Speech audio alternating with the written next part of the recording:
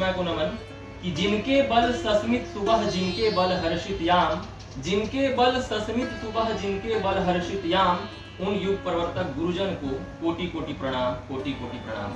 मेरा विषय है भारतीय दर्शन और पाश्चात्य दर्शन समान है। इस पर अपने वक्तव्य लेकर प्रस्तुत हूँ। सर्वप्रथम जब इस विषय का शव परीक्षण करते हैं तो भारतीय, पाश्चात्य और दर्शन इन तीन बिंदुओं पर ध्यान आकृष्ट करते हैं। जब हम दर्शन की बात करते हैं तो हमारे आचार, व्यवहार, विचार इन सभी संबंधों पर एक अंतर्भूत शक्ति की उद्भावना होती है।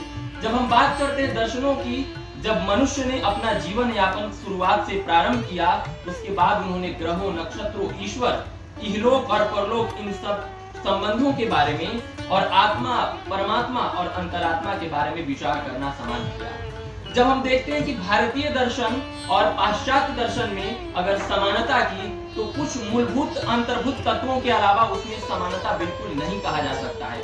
जहां हम देखते हैं कि पश्चिमी संस्कृति उपभोक्तावाद पर ज्यादा बल देती है, अपितु भारतीय संस्कृति अध्यात्म की ओर अपने मार्ग को प्रशस्त करती है। जब हम दर्शन की इस उद्भावना में देखते हैं तो आस्तिक और नास्तिक कई प्रकार के दर्शनों में एक दर्शन मूल है और वह दर्शन है कि सभी को एक सर्वात्म मानवतावाद की स्थापना करना।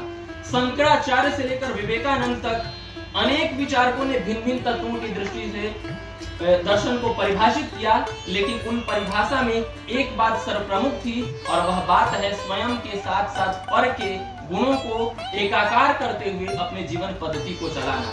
और अनेक विचारक ऐसे रहे हैं जिन्होंने अपने दर्शन में उस विचार को न सिर्फ सम्मिलित किया है, अपितु अपने व्यवहार में भी उसे लागू करने का हर संभव प्रयास किया है। तो भारतीय दर्शन और पाश्चात्य दर्शन एक मूल बिंदु पर आकर मिलती है और वह मूल बिंदु है चेतना का प्रसार, और इसी चेतना के प्रसार द्वारा मनुष्य एवं अन्य सभी जीव जंतुओं का रहन सहन, जीवन यापन संचालित होता है। इस प्रकार भारतीय दर्शन और पाश्चात्य दर्शन दोनों एक दूसरे को अंतर्भुक्त करते हैं।